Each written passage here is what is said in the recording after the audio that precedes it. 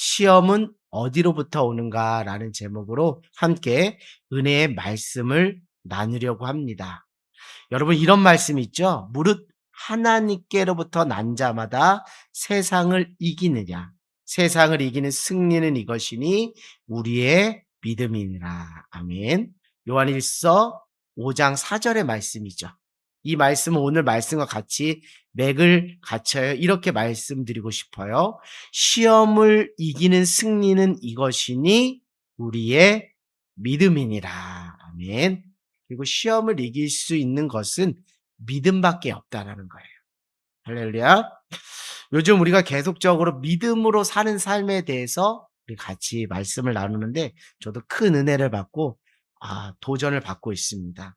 그런데 여러분 믿음이 자라려고 한다면 믿음에 대해서 여러분들이 많이 생각하신다면 오늘 이 시험에 대한 주제도 관가해서는 안 된다는 것이죠. 결국 믿음과 시험은 뗄래야 뗄 수 없는 관계 가운데 있다라는 것이죠. 이런 겁니다. 누군가가 믿음이 자라려고 하면 시험이 찾아온다는 말을 해요. 내가 한번 믿음으로 살아보겠습니다 하고 믿음이 자라는데 어떤 연유가 됐는지 시험이 찾아왔다고 말을 해요. 반대로 어떤 사람은 시험이 찾아왔지만 오히려 믿음으로 승리하였습니다라고 하는 경우가 있어요. 그래서 믿음과 시험은 뗄래야 뗄 수 없다라는 것이죠. 결국 나에게 시험이 찾아왔을 때 이것을 믿음을 세우는 시간으로 삼을 것인가? 아니면 나에게 시험이 찾아왔을 때 이것을 멸망으로 가는 시간으로 삼을 것인가는 전적으로 자기 자신의 선택에 달려 있다라는 것이죠. 자, 어떤 사람은 시험이 찾아왔을 때 그 시간을 잘 통과해서 믿음이 오히려 세워집니다. 반대로 어떤 사람은 시험이 찾아왔을 때 육신적으로 반응하여 믿음은 고사하고 오히려 믿음을 잃어버리고 교회를 떠나 신앙을 버리는 그 멸망의 길로 가는 경우가 있습니다. 사랑하는 여러분, 여러분에게 시험이 찾아올 때 믿음을 세우는 시간으로 내가 삼겠다라고 다짐하며 깨어 있기를 주님의 이름으로 권면을 드립니다. 할렐루야. 오히려 시험은 나의 믿음을 세우는 시간이다. 시험 받았어요, 시험 받았어요 라고 우리가 많이 말하고 고백하는데 이 시험이 내게 찾아왔을 때 이 시험은 애시당초 나의 믿음을 세우는 시간이야 라고 선전포고하고 깨어 있음을 유지하는 것이 필요하다고 여러분에게 말씀을 드립니다. 믿음으로 사는 성도들이 되기 위해서는 시험에 대한 부분들에 대해서 잘 알고 있어야 돼요. 그러니까 믿음이 잘 자라려고 하면 믿음을 자꾸 방해 놓는 요소로서 작용하는 그 시험이 무엇인지 시험의 속성과 그 성격을 파악하는 것이 중요하다라는 것이죠. 그러면 나중에 시험이 찾아와도 이 시험에 대해서 육신적으로 반응하는 것이 아니라 믿음으로 반응하여서 이전보다 더 큰 믿음으로 성장할 수 있기 때문입니다. 여러분 이제 중요한 말씀드립니다. 보통 내가 시험 받고 있구나라고 여러분 인식하며 신앙생활하고 계십니까? 내가 뭔가 처해진 상황과 환경, 사건들 속에서 내가 시험 받고 있구나라고 인식하며 신앙생활하고 있는지요? 그저 오늘 내가 안 좋은 일이 생겨났어. 내게 뭔가 재수가 없다라는 정도로 받아들이고 있지는 않은지요. 내가 지금 시험 받고 있다라는 것을 인식하고 있다면 그것은 어느 정도 우리가 영적으로 깨어 있다라는 것이죠.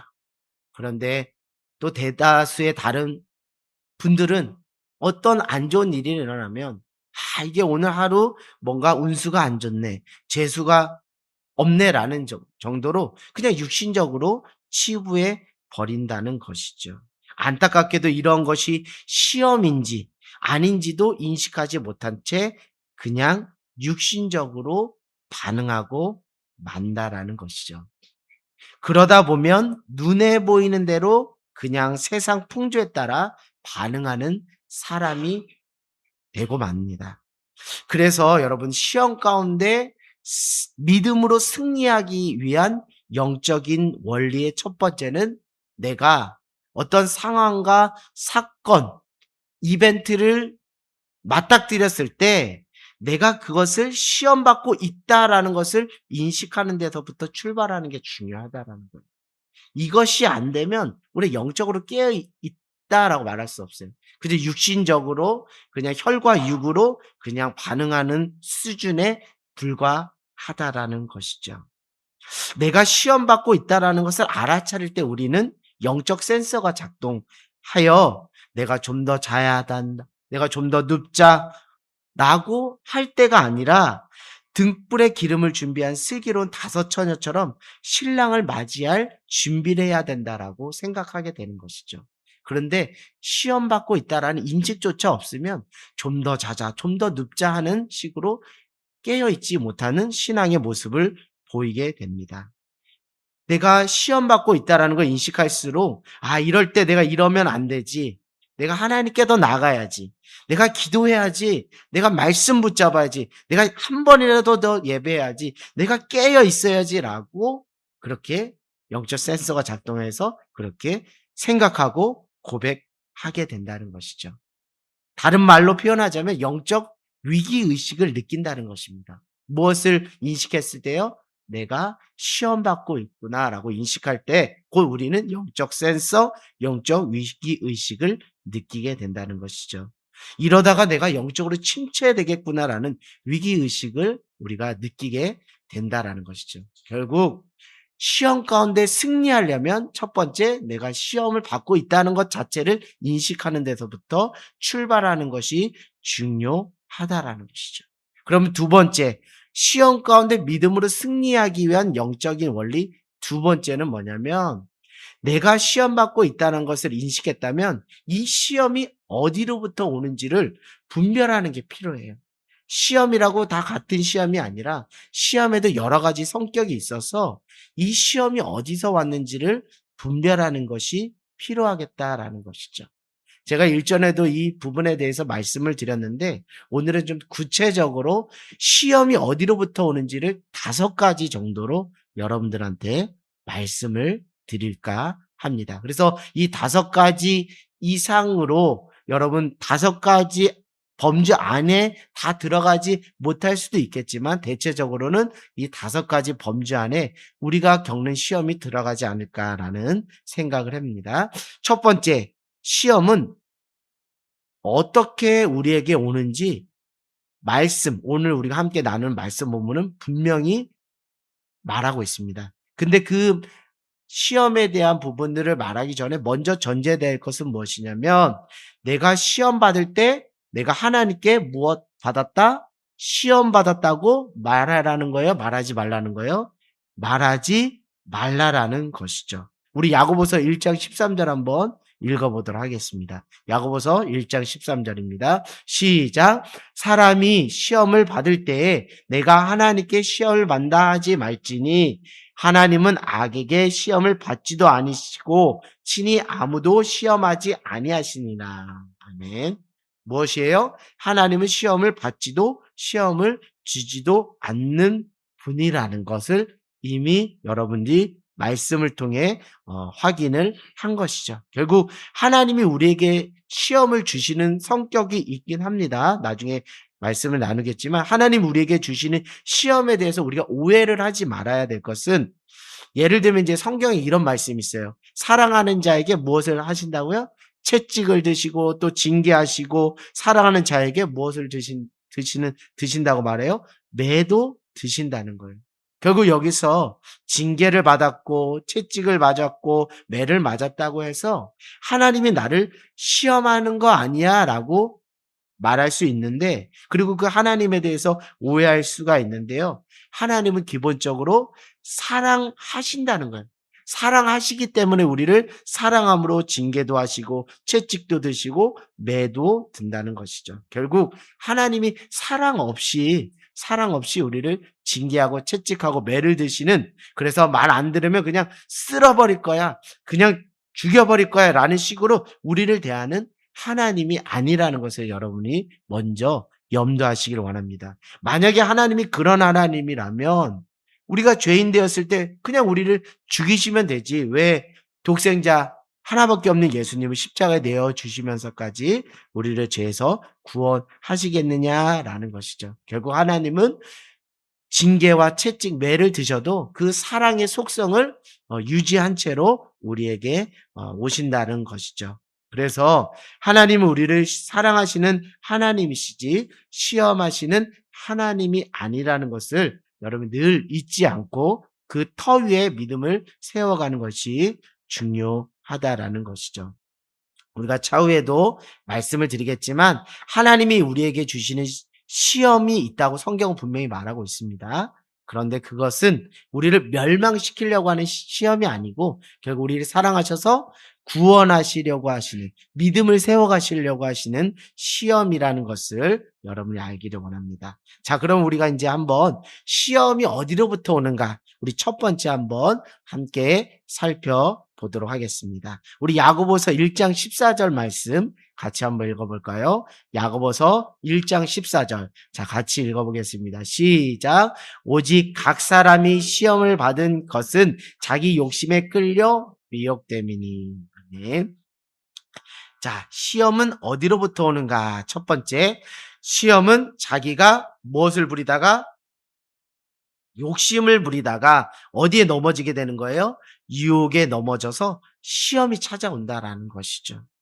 욕심을 부리다 유혹에 빠져 시험이 찾아온다는 거예요.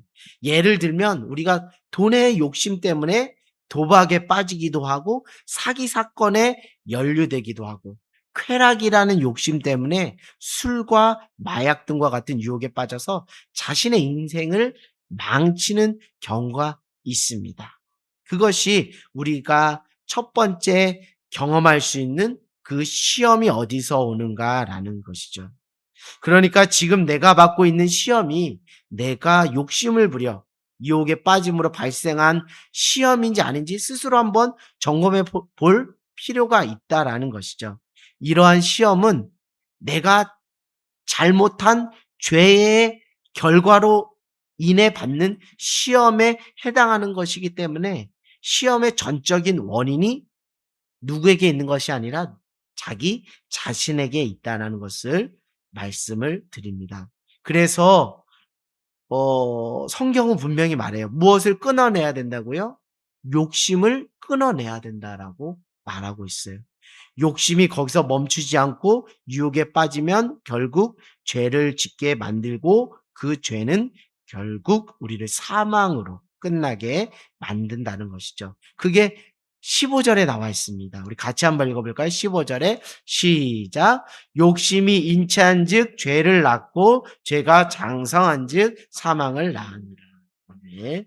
그래서 욕심이 잉태하여 죄를 낳고 죄가 장사한즉 사망을 낳는다 라는 것 여러분 알고 그 욕심의 부분을 십자가에 쳐서 끊어내시기를 소망합니다. 자, 시험이 두 번째 어디로부터 오는가? 시험이 두 번째 어디로부터 오는가? 우리 베드로전서 4장 15절 말씀 한번 찾아가 볼까요? 베드로전서 4장 15절입니다.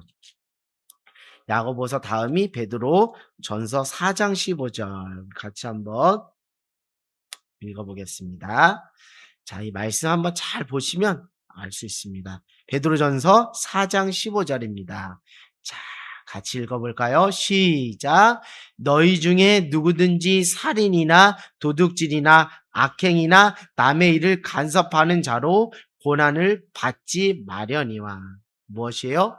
내가 살인, 도둑질, 악행, 남의 일을 간섭함으로 다른 사람을 뭐 할 수 있다라고요? 다른 사람에게 피해를 끼치는 그것으로 무엇을 받을 수 있다고? 그 사람이 고난을 받을 수 있다는 거예요. 어찌 보면 앞에 말씀드린 자기 죄의 범죄함으로 인한 결과로서 무엇을 받을 수 있다는 거예요? 시험, 고난을 받을 수 있다는 것인데 이것은 말을 바꿔서 말하면 무엇이에요? 다른 사람들의 악행으로 내 자신이 무엇을 받을 수 있다는 거예요? 희생과 고난을 받을 수 있는 성격으로 무엇을 받을 수 있다는 거예요? 시험을 받을 수 있다는 거예요. 나는 잘못한 게 아무것도 없어요. 나는 죄 지은 것이 아무것도 없어요. 그러나 주변에 있는 악인들에 의해서 그 악행으로 인해서 무고한 자가 받는 무엇이 있다라는 거예요? 희생과 고난의 성격에 무엇이 있다라는 거예요? 시험이 있다라는 것을 말씀을 드립니다. 매스컴을 보다 보면 정말 이런 안타까운 일들을 우리가 많이 경험하게 되는 것이죠. 정말 무고한 사람이에요. 정말 선하게 살았던 사람인데 악한 자들이 그 악행을 저지름으로 인해서 거기에 정말 무고한 자가 희생을 당하고 피해를 경험하는 그런 어떤 성격의 고난의 성격의 시험을 받는 경우가 있죠. 예를 들면 이제 뭐 쉽게 예를 들면 친구로부터 왕따를 받는 고난이 있는 거예요. 나는 뭐 특별히 잘못한 것도 없는데 괜히 친구들로부터 왕따를 당하는 경우. 또 회사에서는 갑질 행포가 심한 회사로부터 받을 수 있는 고난 등 정말 악행으로 인한 그 고난들이 우리 안에 있다라는 거예요. 정말 그 고난들 여러분들 살면서 한두 번씩은 다 경험해 보았을 것이에요. 어떤 사람이 악인의 위치에서 그 범죄함으로 자기가 악인 자체가 그 죄의 대가로 받는 시험도 있지만 그 악인들의 그 상대방의 그 위치에서 피해를 봄으로 인한 그런 시험의 성격도 있다라는 것이죠. 결국 무엇이냐면 다른 사람들의 악행으로 인해 죄 없는 자가 받는 희생과 고난도 여기에 해당한다는 것이죠. 너무나 안타까운 고난과 희생일 수가 있습니다. 우리가 살면서 그럴 수 있어요. 주변에 여러 부분에서 보면 방송을 통해서도 우리가 흔히 접할 수 있는 경우입니다. 이게 두 번째인 것 같고요. 세 번째, 시험은 어디로부터 오는가? 세 번째. 자, 세 번째는 뭐냐면요. 예수님을 믿는다는 이유로, 내가 예수님을 믿는다는 이유로, 믿음을 지킨다는 이유로 받는 시험이 있다라는 거예요. 흔히 우리가 이것을 시험 받았다라는 표현보다 무엇으로 표현한다고 하면 적절할까요? 믿음의 시련을 받았다라고 표현하는 게 좀 더 자연스러울 것이에요. 그게 야고보서 1장 3절에 나와 있죠. 야고보서 1장 3절에 이는 너희 믿음의 시련이 인내를 만들어낸 줄 너희가 알미라.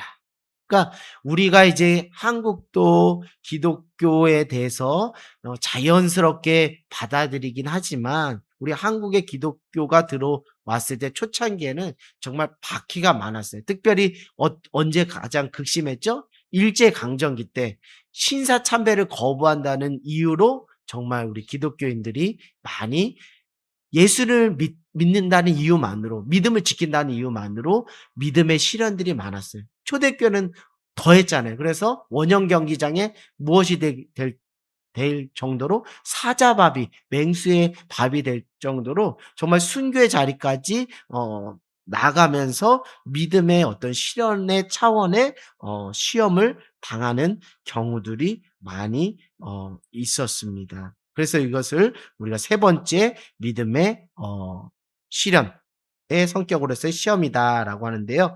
요게 베드로전서 4장 14절에 나와 있습니다. 베드로전서 4장 14절에 요 말씀이 또 나와 있어요. 자, 베드로전서 4장 14절입니다.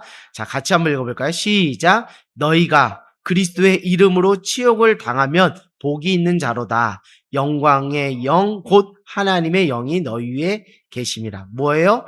너희가 그리스도의 이름으로 무엇을 받는다고요? 치욕을 당한다는 거예요. 그러니까 예수님을 믿는다는 것으로 여러분들이 치욕을 당한다는 것이에요. 그리고 16절 한번 같이 읽어보겠습니다. 시작. 만일 그리스도인으로서 고난을 받으면 부끄러워하지 말고 도리어 그 이름으로 하나님께 영광을 돌리라. 무엇이에요? 그리스도인으로서 무엇이 있다는 거예요? 고난을 받는다는 거예요. 예수 믿는다는 것으로 고난을 받는다는 거예요. 오늘날 많은 분들이 이런 성격의 고난을 많이 받지는 않을 것 같아요. 그러나 정말 뭐 유교 아니면 타종교 정말 가부장적인 그런 가정 풍토 속에서 예수님 믿는 것조차 정말 자유가 없어서 예수님을 믿는다는 그 이유 하나만으로 정말 믿음의 시련, 그 고난을 받는 그런 성격의 시험을 겪고 있는 믿음의 지체들이 주변에 많이 있다는 거예요. 가깝게는 정말 우리의 동포인 북한의 우리 그 북녘 땅에 있는 믿음의 지체들은 정말 예수님을 부르짖는 것 하나만으로 극한 처벌과 고문을 당하고 벌을 징계를 받는 것이잖아요. 근데 최근에 이제 여러분들 영화 보셨는지 모르겠지만 신의 악단이라는 영화가 있더라고요. 보니까 신의 악단이라는 것은 북한이 주체 사상으로 인해서 신앙의 자유가 없는데 외국으로부터 달러를 원조받기 위해서 무엇을 하는 거예요? 교회를 짓고 거기에 부흥회를 하면 외국으로부터 달러를 지원받을 수 있다라는 그 이유로 이렇게 그런 이야기의 스토리로 영화가 개봉되었는데 그만큼 북녘 땅에는 신앙의 자유가 없어요. 예수님 믿는 것으로 인하여 너무 고통받는 거예요. 그래서 여러분들 한번 인터넷 검색해 보면 그 할머니의 기도가 있습니다. 아주 새벽 어둠이 칠흑한 곳에서 정말 숨죽이면서 북녘 땅 그리고 믿음의 지체들을 위해서 기도하는 것이 CBS 기독교 방송을 통해서 방송된 경우가 있는데요. 그만큼 주변에 전 세계 정말 예수님의 이름을 믿는 것으로 시험을 받고 또 고난을 받고 순교 자리까지 가는 그런 믿음의 지체들이 있다라는 것을 여러분이 알기를 원합니다. 뭐 예를 들면 이런 거잖아요. 예수님을 믿지 않는 곳으로 시집을 가서 시댁 식구로부터 핍박을 받는 경우도 있잖아요.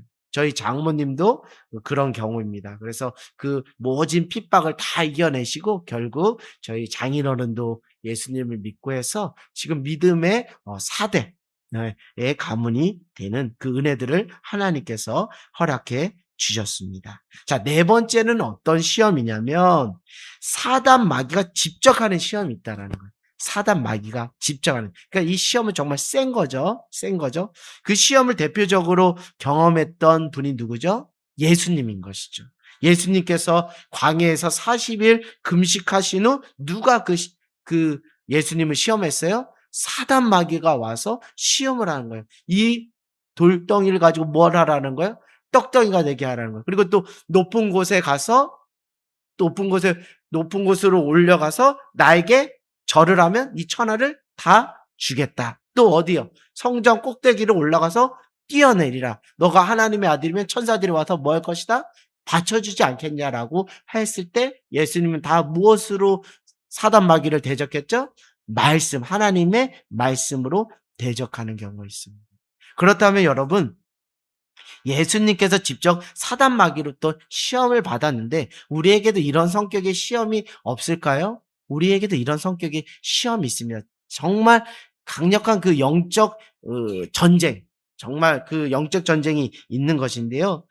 대부분 이런 것입니다. 이런 거는 무엇이냐면 하나님께서 뭔가 강력한 의지를 가지고 하나님의 일을 행하려고 하실 때 사단 마귀가 해방을 놓으며 시험을 주는 경우가 있어요. 뭔가 하나님이 구원의 역사를 이루시려고 작정하시고 하나님이 하실 때 이거를 두 눈 뜨고 못 보는 거예요. 사단 마귀가. 그래서 해방하는 경우가 있습니다. 예를 들면 이런 거예요. 교회 안에 이제 부흥회가 있어요. 교회 안에 부흥회가 있는데 평소에는 신앙생활 잘하시고 뭐 예배생활 잘하시던 분인데 부흥회가 됐는데 이분이 왠지 모르게 평소와 다르게 교회를 가지 않고 엉뚱한 데로 가거나 이러는 경우가 있어요. 이건 무엇이에요? 사단은 무엇 받는 걸 아주 싫어해요. 하나님의 은혜 받는 것을 싫어하고 한 영혼이 회개하고 주께로 돌아가는 것을 정말 눈에 흙이 돌아도 보기 싫은 거예요. 그러니까 누가 직접 나서는 거예요? 사단 마귀가 아주 직접적으로 나서서 정말 이전에 그런 사람이 아닌데 그런 모습으로 아주 이상한 눈빛과 말투로 그렇게 확 바뀌는 경우가 있어요. 이것은 무엇이냐면 사단 마귀가 직접 하는 그런 영적 공격이 되겠죠. 새 가족 초청잔치를 이제 교회에서 하려고 해요.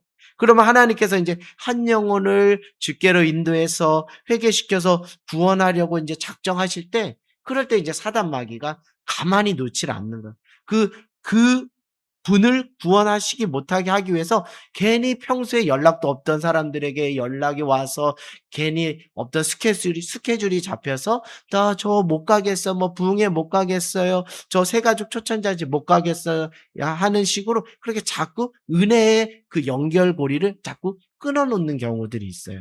그런데 영적으로 깨어 있지 못한 분들은 그냥 누구에게 스케줄에 그냥 그 그 스케줄이 잡혀서 그런갑다라고 할 수 있지만 영적으로 더 면밀하게 보면 뒤에서 사단이 장난질을 하고 있구나. 사단 마귀가 정말 역사하고 있구나라는 것을 여러분이 알고 대적 기도를 하는 그 은혜들이 여러분 안에 있기를 원합니다. 무엇이냐면 사단 마귀는 어떻게든 한 영혼이 구원에서 탈락하여 은혜 받지 못하도록 하는 게 사단 마귀들의 역할이기 때문에 요런 성격으로 오는 시험들이 우리 안에 있다라는 것을 여러분이 알기를 원합니다. 그러니까 결국 하나님의 구원 역사를 회방하며 대적하는 사단 마귀가 성도들에게 찾아와서 시험하는 거예요, 자꾸. 저 악한 마음, 부정적인 마음, 정말 음란한 생각, 정말 미워하는 마음들, 이런 마음들을 자꾸 넣어 주어서 은혜의 자리에서 자꾸 떨어지게 하는 것이죠. 어떤 경우가 있냐면 내가 그토록 내가 막 정말 몇 년을 걸쳐서 그 영혼을 정말 품었어요. 태신자로 내가 품었어. 품어 가지고 결국 새해 가족 초청 잔치 때 그 태신자가 교회에 왔어. 왔으면은 기쁜 일이야, 안 기쁜 일이에요? 기쁜 일이에요. 근데 그때부터 사단 마귀가 자꾸 그 분에게 무엇을 넣어주냐면 시기 질투를 넣어줘. 목사님이 저 새 가족 왔으니까 새 가족만 이뻐하고 나는 뒷감빵 신세 취급한다 하면서 자꾸 그런 마음, 시기 질투만 주어서 오히려 3년 동안 눈물 뿌려서 그 영혼 주님 구원하여 주시옵소서 불쌍히 여겨 주십시오라고 기도했던 그 사람이 오히려 그 새 가족을 오히려 내쫓는 역할들을 하는 경우가 있어요. 제가 주변에 이제 목회하시는 목사님들의 이야기를 들으면서 이런 경우들이 종종 교회 안에 있다라는 것을 보게 됩니다. 그분이 하시는 것이 아니라 그분 안의 역사는 악한 마귀 사탄이 그 한 영혼이 회개하고 주께 돌아와서 은혜 받고 믿음으로 구원으로 영생으로 가는 것을 못 보겠는 거예요. 그래서 그냥 자꾸 사람들 안에 이간질하고 악한 마음, 어둠의 마음들을 넣어서 그렇게 강력하게 역사하는 성격의 그 시험들이 있다. 그러니까 우리도 저도 여러분도 사단의 종로로 할 수 있는 그 개연성과 가능성, 위험성에 언제든지 우리가 노출될 수 있는 사람이라는 것을 안다면 늘 깨어서 근신하여 깨어서 된 줄로 생각하면 넘어질까 조심하라는 말씀처럼 늘 깨어 있어야 돼요. 그러니까 여러분들 혹 전도를 해서 누구를 앉혀 놓았다면 우리 이재영 목사님 늘 말씀한 것처럼 목사님 나 이제 전도했으니까 내 역할 끝났어요. 라는 것이 아니라 가르쳐 지키게 하는 데까지 그 전도자가 그 역할을 해야 돼요. 그러려면 늘 깨어서 이 세 가족이 잘 신앙으로 잘 자랄 수 있도록 악한 어둠의 영에 사로잡히지 않도록 본인 스스로가 영적으로 무장하여 깨어서 자꾸 보호해주고 은혜의 자리로 이끄는 그런 은혜들이 있어요. 그러니까 이런 영적인 세계에 무지하면 그냥 이런 것들을 모르고 당하는 거예요.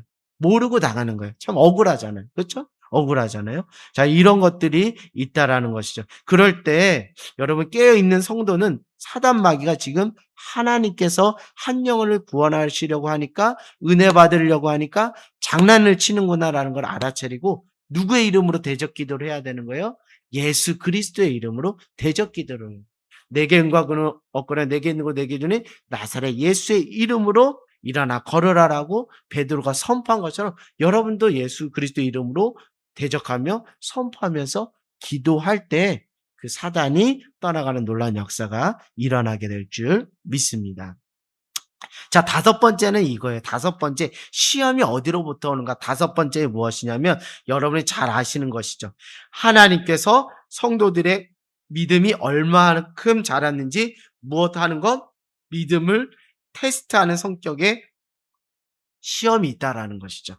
여러분 다 아시죠? 이 말씀. 이것은 무엇이냐면 앞서 말씀드렸듯이 하나님이 주시는 시험은 우리를 죽이려는 멸망보다 믿음으로 세워 생명이 생명되게 하시려는 하나님의 사랑이 숨겨져 있다라는 것이죠. 그래서 하나님이 5번째 주시는 시험은 시험이라는 표현보다 우리 흔히 뭐라고 한다고요? 믿음의 테스트라는 표현을 하는 것이 더 정확할 것이죠. 구체적으로 구약에 누가 이 믿음의 테스트에 통과한 분이죠? 믿음의 조상 아브라함이 받았던 시험이 바로 하나님이 아브라함의 믿음을 보시기 위한 믿음의 테스트인 거예요. 100세의 아들 이삭을 낳은 겁니다. 얼마나 귀한 아들입니다. 근데 하나님께서 아브라함에게 뭐라고 말씀하세요? 모리아 산으로 올라가서 내 독자 이삭을 제물로 바치라는. 근데 여러분 우리 성경 스토리 다 알고 있듯이 하나님은 이삭을 원하신 거예요. 아브라함이 하나님께 순종하며 드리는 그 믿음을 확인하고 싶으신 거였어요. 후자였죠. 그래서 너 아브라함아 너가 너 독자 이삭도 아끼지 않는 것을 보니 너가 나를 경외하는 줄 내가 알았다 하면서 뭐예요? 숯불에 걸린 어린 양을 예비하여서 그것을 이제 여호와 이레라고 명명하면서 그 어린 양을 잡아서 제단에 올리는 그런 경우였어요. 그 과정을 통과해서 이제 아브라함이 무엇이 되었죠? 믿음의 조상이라는 믿음을 하나님께 인정받을 수 있었던 것. 그래서 5가지의 그런 어떤 시험의 성격이 있는데 이 성격 외에 또 많은 유형의 성격의 시험들이 있을 수도 있고 우리가 이해할 수 없는 차원의 성격의 시험들도 있을 수 있습니다.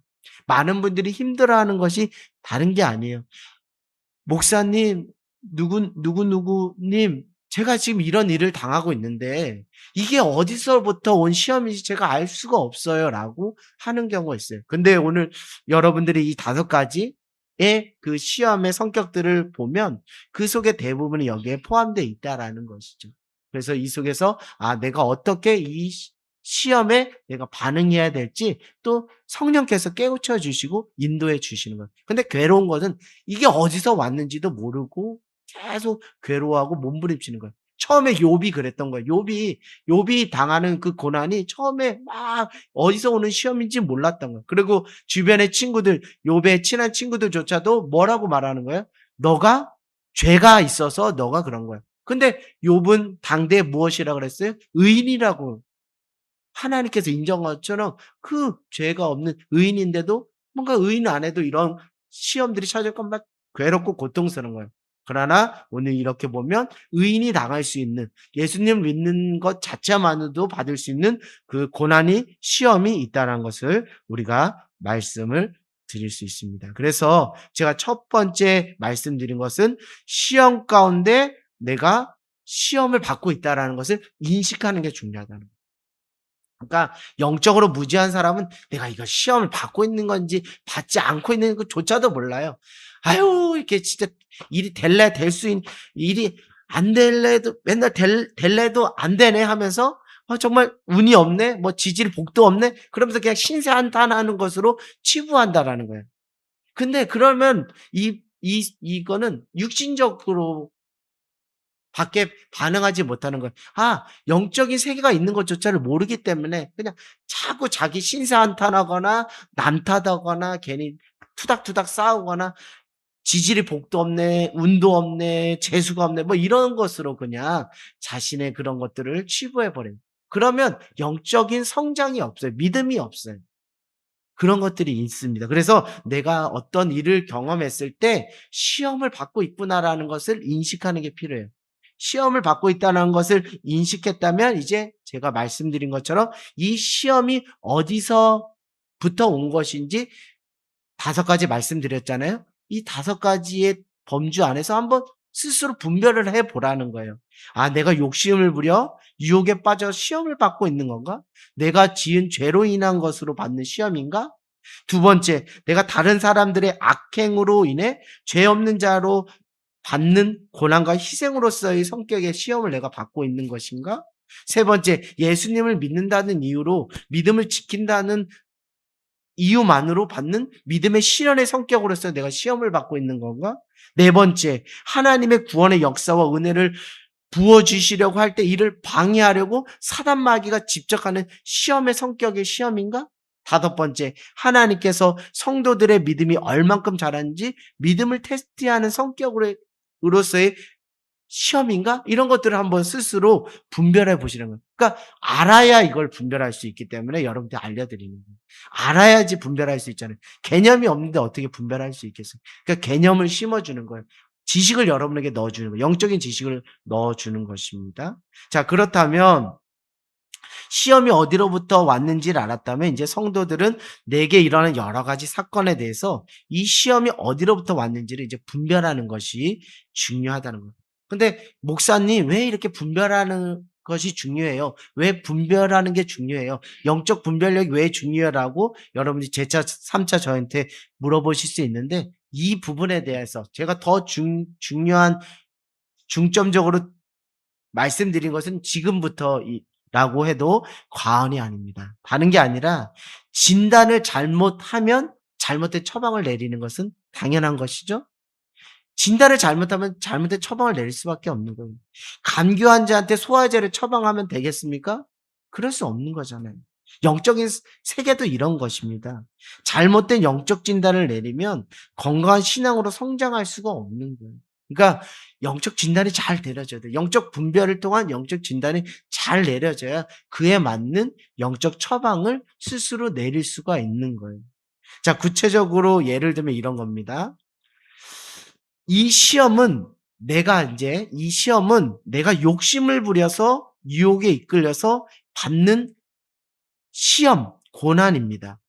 다시 말씀드리면 내가 죄를 지음으로 내가 범죄함으로 받는 그 죄의 결과, 그 대가로서의 시험인데 이것이 실상인데 이것이 영적 진단의 팩트인데 이거를 잘못 분별해서 마치 자신이 믿음을 지키다가 고난을 받는 믿음의 실현의 성격의 시험이라고 스스로 잘못 착각하는 경우도 있고 또는 하나님이 나의 믿음을 테스트하려고 주시는 시험이야라는 것으로 잘못 영적 진단을 내리게 된다면 이 사람은 어떻게 될까요?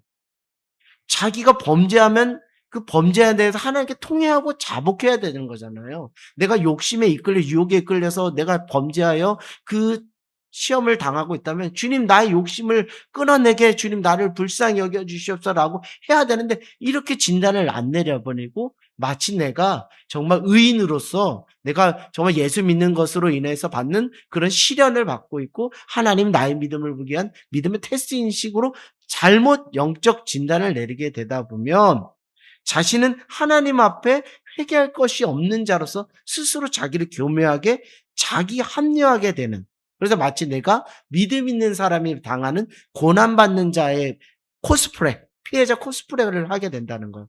이걸 쉽게 말씀드리면 무엇이냐면 내가 잘못해서 내가 범죄해서 감옥수에 들어왔는데 마치 자기가 3.1운동 독립운동을 하다가 핍박받아서 온 사람처럼 자기 스스로를 의인화하고 착각하고 내가 피해를 받습니다는 피해자 코스프레를 하게 된다는 거예요. 이게 신앙인들 안에도 그런 어떤 얼토당토한 일들이 일어날 수가 있다는 거예요. 그러니까 영적 진단을, 영적 분별을 통한 영적 진단을 잘 내려야지 자기 객관화와 자기 성찰을 통한 회개의 자리로 나갈 수가 있는 거예요. 근데 그렇지 않으면 안 돼요. 그래서 제가 여러분에게 영적으로 바른 지식을 5가지를 말씀을 드린 게 이런 지점이라는 것입니다. 사실 자기 욕심 가운데 유혹에 빠져 죄를 지었기 때문에 받는 고난인데 말입니다. 그러다 보면 인생 가운데 반복적으로 죄를 짓지만 결코 하나님 앞에 회개하지 못하고 죄의 대가로 받는 그 고난, 시험을 끊어내지 못하는 악순환을 초래하게 돼요. 그러면 이분은 그것을 모르기 때문에 나는 지질이 복도 없어, 운도 없어, 재수도 없어. 뭐 이런 식으로 이렇게 표현하면서 계속 근본적인 그 죄의 문제를 끊어내지 못하고 죄의 그 결과로서 죄의 대가로서의 그 고난만 계속 반복하고 답습하는 그런 안타까움을 초래되는 거예요. 그래서 우리 안에 이런 것들이 정말 중요한 시험이 어디로부터 왔는가. 그것을 영적 진단하는 것이 대단히 중요하다는 거예요. 이거는 이제 지금 말씀드린 건 어떻게 보면 반대 성격일 수 있습니다.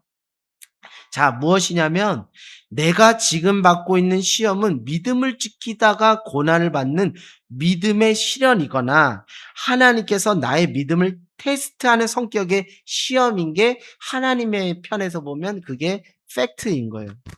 그런데 이것을 오히려 내가 욕심을 부리고 유혹에 미혹되어 죄를 지음으로 받는 고난으로 잘못 영적 진단을 내리는 경우들이 있다라는 거예요. 목사님 뭐 이런 경우들이 있겠어요? 아니에요. 흔히 이런 경우가 없다고 생각할 수 있지만 많이 이런 경우가 노출되고 이런 것에 휘둘리는 분들이 많이 있는 것을 봅니다. 이렇게 영적 진단을 내리게 되다 보면 성도들은 오히려 죄책감, 수치심, 정죄감만 들게 돼요. 내가 믿음을 지키다가 믿음의 실현으로서의 시험이고 하나님 나의 믿음을 테스트하기 위한 성격으로서의 시험인데 이걸 꼭 거꾸로 내가 잘못해서 내가 죄를 져서 그 죄의 대가를 온통 내가 뒤집어 쓰는 거야 라고 스스로 생각하니까 뭐예요? 내 탓이다 내 탓이다 하면서 스스로 뭐 하는 거예요? 죄책감과 수치심과 정죄감으로 살아가는 거예요. 짓눌려 살아가는 거예요. 율법의 늪에 짓눌려 살아가는 거예요. 내가 욕심부려 죄를 지어서 이런 고난을 받는 거야. 내가 믿음이 부족해서 우리 가족이 아직도 교회에 안 나오는 거야. 내 기도가 아직도 부족해서 하나님께서 징계를 주시는 거야. 내가 하나님 앞에 요즘 소홀히 해서 내가 초심을 못 지켜서 내가 죄를 져서 잘못해서 하나님 나를 징계하는 거야. 나를 처벌하는 거라는 식으로 잘못 영적 진단을 내리게 된다는 거예요. 그런 경우 주변에 많이 있습니다. 저는 특별히 이렇게 좀 그 나이가 좀 있으신 분들이 이런 생각들을 많이 하고 있더라고요. 그러다가 '하나님 앞에 벌 받는 거 아니야? 하나님 무서운 하나님 만홀히 여기면 안 되는데 하나님 시퍼렇게 눈 뜨고 바라보시는 하나님인데' 막 이러면서 그런 거예요. 물론 그런 하나님이시기도 하지만 제가 아까 전에 말씀드렸죠. 여러분의 믿음의 기초 안에 하나님은 어떤 하나님이라고요? 사랑의 하나님. 사랑하기 때문에 징계도 하시고 사랑하기 때문에 채찍도 드시고 사랑하기 때문에 매를 드시는 여러분을 막 멸망으로 그냥 쓸어버리려고 하시는 하나님이 아니라는데 이게 여전히 있다 보니까 그냥 수치심과 정죄감, 죄책감에 짓눌려 살아가게 됩니다. 여러분 진리를 할지 진리가 너희를 자유케 하리라 하잖아요. 이거를 평생 신앙생활하면서 이것을 경험하지 못하는 분들이 많이 있다라는 거예요. 그 왜 그러냐면 영적 진단을 잘못 내린 거예요. 이 영적 진단을 잘못했다는 것은 그 이전에 하나님 상이 잘못됐다는 거예요. 하나님 상이 균형 있지가 않아요. 하나님은 공의의 하나님이시면서도 하나님은 자비의 하나님이에요. 그런데 여러분 공의의 하나님이나 자비의 하나님은 무슨 하나님? 사랑의 하나님. 근데 이걸 따로 떼 가지고 분리시켜서 막 하나님에 대한 상이 왜곡되어 있기 때문에 그 안에서 진리가 주는 그 복음이 주는 담대함과 능력들을 경험하지 못하는 경우가 있어서 하나님을 어떻게 바라볼 것인가, 하나님을 어떤 분을 인식할 것인가는 대단히 중요하다는 것입니다. 영적 진단에서 대단히 중요하다는 거예요. 주변에 많은 성도들을 이제 보게 됩니다. 그러면 진리가 주는 자유함, 은혜와 평강이 아닌 죄와 사망의 법, 율법의 늪에 빠져 스스로를 자책하며 정죄하며 수치심과 죄책감에 눌려 사는 분들이 많은데 그 이유가 바로 이 시험이 어디로부터 왔는지 잘못 분별하여 잘못 진단을 내리기 때문에 오히려 잘못한 처방을 내리게 되는 거예요. 영적 처방을 내리게 된 거예요. 여러분 율법의 기능이 뭐예요? 죄인을 고발하는 거죠. 죄를 지적하는 것이잖아요. 그러니까 어떤 생명의 성령의 법, 은혜의 법의 그 지배를 받지 못하니까 자꾸 그냥 율법의 늪에 빠져서 자꾸 정죄감만 다른 사람들 정죄하는 것도 문제지만 스스로가 스스로를 정죄하는 그런 어떤 안타까움을 범하게 되는 것이죠. 그러다 보면 일평생 신앙생활은 하지만 이 땅에서 하나님 나라 천국을 미리 맛보는 경험을 전혀 할 수 얻게 되는 것입니다. 사랑이 하나님보다 그저 심판하시는 무서운 하나님에 묶여서 참된 자유와 평안을 누리지 못하는 안타까움을 겪는. 그것은 무엇이냐면 영적 분별력이 필요한데 영적 분별력이 없다. 영적 분별력이 없으니까 영적 진단을 잘못 내리고 결국 영적인 처방도 잘못 내리는. 이게 악순환적으로 자꾸 되다 보니까 결국 신앙이 주는 그 복음이 주는 그 진리가 주는 은혜와 자유, 평화 이런 것들을 경험하지 못해요. 그러니까 미리 하나님 나라 천국을 이곳에서 미리 앞당겨서 살아보는 경험들이 없다라는 것이. 그러니까 하나님은 그저 하나님 무서운 하나님 벌 주신 하나님 이렇게만 생각하니까 이 신앙이 자발적이고 자원하는 그런 신앙이 되지 못하고 막 수동적이고 어떻게든 벌 안 받기 위해서 신앙생활하는 형국이 되다 보니까 그게 안타까운 거죠. 그 모습을 보는 하나님 얼마나 안타깝겠습니까? 마치 이것은 이런 것과 같아요. 이것과 여러분의 이해를 돕기 위해서 이런 거예요. 가정 폭력이 아주 심한 남편이 있어요. 알코올 중독이 아주 심한 남편을 둔 아내가 내가 더 인내하지 못하고 내가 더 남편을 이해하지 못하고 내가 더 참아주지 못해서 내 남편이 여전히 가정폭력과 알코올 중독에 헤어나지 못하는 것이라고 생각하는 것과 마찬가지라는 거예요.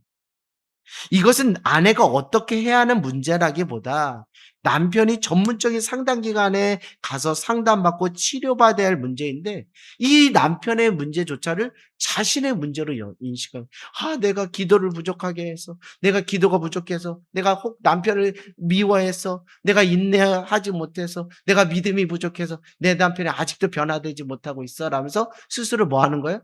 자책하고 정죄하고 수치심과 죄책감에 눌려 살아갑니다. 이거는 본인이 풀어가야 할 문제가 아니라 남편이 풀어가야 될 몫인데 그것을 내 탓이요라고 잘못 그렇게 진단하고 적용해서 그런 것이죠. 이는 스스로를 자책하고 스스로 올매에 자신을 묶는 것과 다르지가 않습니다. 이와 마찬가지로 시험에 대한 잘못된 영적 진단은 잘못된 처방으로 한 성도의 삶과 신앙의 악순환을 초래할 수밖에 없는. 그래서 정말 이런 거는 대단히 중요합니다. 그리고 여러분들한테 특별히 또 말씀드린 것은 무엇이냐면 왜 시험에 대한 것이 어디로부터 왔는지 영적 분별력을 가지고 진다는 게 왜 중요하냐면 영혼을 목양하는 사람들은 이걸 알아야 된다.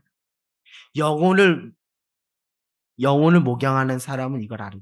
선무당이 뭐 한다 그래요? 사람 잡는다 그러죠. 빈수레가 뭐 하다고요? 요란하다 그러죠. 바른 영적 지식과 그 토대 위에서 영혼들을 목양해야지 함부로 하다가 영혼들을 상처 줄 수가 있기 때문에 이 부분에 대해서 알아야 된다는 거예요. 영혼을 목양하는 리더분들은 특별히 성도들이 받는 시험에 대해 잘못된 영적 진단을 내리는 어리석음을 범하지 않기 위해서라도 시험이 어디로부터 왔는지를 분별하는 것은 대단히 중요한데요. 이 분별에 대한 것도 자기가 어떻게 분별했다라고 대신 말해주는 것보다 그 당사자가 분별할 수 있도록 가이드 역할을 해줘서 스스로 그 입술에 고백을 할 수 있게 하는 게 더 지혜로운 방식이라는 것이. 주변의 이야기를 들을 때가 있어요. 주변의 이야기를 들을 때가 있는데 교회에 상처받아서 교회 안 다녀요라고 말하는 분들을 만날 수 있는데 그 이유를 찾아보니까 시험에 대한 잘못된 이해 때문인 경우가 많더라고요. 예를 들면 성도 안에 좀 안 좋은 일들이 일어났어요. 성도 안에 안 좋은 일이 일어났는데 그 교회의 직분자 리더분들께서 그 성도를 위로하기보다는 당신이 죄를 져서 하나님이 당신을 징계하는 것이니 당장 회개하십시오라는 식으로 그냥 단순 논리로 접근을 했다라는 거예요. 당신의 믿음이 연약해서 그런 거야. 라는 식으로 권성징악 인과응보식으로 그 한 분이 받는 그 시험에 대해서 단순 논리로 그분에게 이야기를 했기 때문에 그분이 상처를 받아서 전 교회 안 가요. 이런 경우도 보게 되더라고요. 제가 전도지를 가지고 전도할 때 보면 그런 것들이 많이 있어요. 장례식에서 부모님이 돌아가셨어. 장례식에서 부모님이 돌아가셨으면은 당연히 무엇한 감정이 끌어올릴 수밖에 없어요. 부모님을 잃은 슬픔이 끌어올 수밖에 없는데 어떤 분이 당신 왜 울어? 당신 믿음이 없네. 너희 부모님, 너희 아버지 천국 갔는데 왜 울어? 이 기쁜 날 왜 울어? 이런 식으로 접근을 하다 보니까 그게 오히려 그 영혼을 살리고 믿음으로 세워나가기보다 그 영혼에게 씻을 수 없는 상처를 줘서 그 이후로 저는 교회 안 나가요. 제가 20년 동안 그래서 교회 생활 안 하는 거 이런 경우들이 많다. 그건 뭐냐면 영혼을 목양하는 리더들, 목회자를 포함한 모든 영혼을 목양하는 리더분들은 이 시험에 대한 부분들을 잘 알아야 돼요. 특별히 영적 분별력이 있어야지 함부로 했다가는 괜히 영혼을 세우는 게 아니라 영혼을 잃어버리는. 그 영혼이 믿음에서 세워진 게 믿음에서 이탈해요. 구원에서 나락으로 떨어지는 그 장본인의 역할을 할 수 있는 안타까움, 하나님 앞에 책망받는 일을 할 수 있기 때문에 그건 정말이 중요하다는 거예요. 그래서 이는 한 영혼을 온천어보다 귀하게 여겨야 할 책임 있는 리더가 시험이 어디로부터 오는지를 잘못 영적 진단을 내리게 되면 그 영혼에게 상처를 줄 수 있어요. 그래서 특별히 영혼을 목양하는 리더는 시험을 받고 있는 성도, 고난을 받고 있는 성도가 있다면 섣부르게 판단하면 안 돼요. 어. 섣부르게 판단해서 권면하다 오히려 상처를 줄 수 있다는 점을 늘 명심하기를 바랍니다. 자신에게 온 시험과 고난에 대해서는 하나님이 가장 잘 아시고요. 시험을 고난을 받고 있는 당사자가 가장 잘 알아요. 왜냐하면 우리는 하나님께 기도하면 하나님께서 깨우쳐 주시기 때문에 성령님께서 일깨워 주시기 때문에 이 시험이 어디로부터 온 시험인지 당사자가 가장 잘 알아요. 그 목양하는 리더들은 그가 그 부분에 대해서 이 육신적으로 경험되어진 이 사건에 대해서 그냥 육신적으로 처리하지 않고 한 번 더 하나님께 매달려서 기도할 수 있는 그 기도의 자리를 인도하는 역할을 하면 되는 것이 그것으로도 충분해요. 그럼 하나님께서 다 깨우쳐 주시고 또 회개할 것이면 회개할 것으로 또 이것은 믿음의 실현의 성격으로 믿음을 보시는 것이구나 하면 또 믿음을 드리는 그런 시간을 하나님께서 우리 안에 계시는 각자 성도들 안에 계신 성령님께서 선하게 역사하시기 때문에 우리는 그렇게 가이드하는 역할로 나가면 된다라는 것이에요. 그래서 그것을 알려주고 싶어가지고 성급하게 판단하면 오히려 그 영혼에게 상처를 줄 수 있기 때문에 그런 주변에 어려운 일을 겪고 있는 분들을 보았다면 가까운 지체라면 이웃들이라면 은밀한 중에 하나님께 기도하면서 그에게 그 위로하고 또 격려하고 또 그가 바른 영적 진단을 통해서 분별력을 통해서 영적 처방을 하나님부터 직접 성령을 통해서 깨우침을 받고 나갈 수 있도록 지혜롭게 돕는 그 리더의 모습들이 필요하다라는 것이죠. 그래서 제가 오늘 시험은 어디로부터 오는지를 보기로 합니다. 여러분이 지금 겪고 있는 이 수많은 그 사건들 또 경험들 우리 주일날 목사님들 말씀드렸지만 눈에 보이는 것에만 반응하지 말고 보이지 않는 이면에 계시는 하나님의 세계를 보라는 것. 하나님의 세계만 있습니까? 어둠의 세상, 마귀, 사단 마귀의 그 세계도 있다라는 것을 늘 분별하고 그렇게 바라보는 것이 중요하다는 것이에요. 사랑하는 여러분, 오늘은 시험은 어디로부터 오는지를 우리가 함께 살펴보았습니다. 내게 주어진 시험과 고난이 어떤 성격인지 영적으로 잘 분별하여 반응함으로 결국 믿음의 한 사람 한 사람으로 세워지기를 주님의 이름으로 소망합니다. 그래서 하늘 땅 교회 안에 목사님 저 시험 들었어요 라는 말을 듣는 것보다 목사님 저 시험 가운데 승리했어 라는 고백이 더 많이 들려지는 우리 하늘 땅 교회가 되기를 주님의 이름으로 간절히 소망합니다.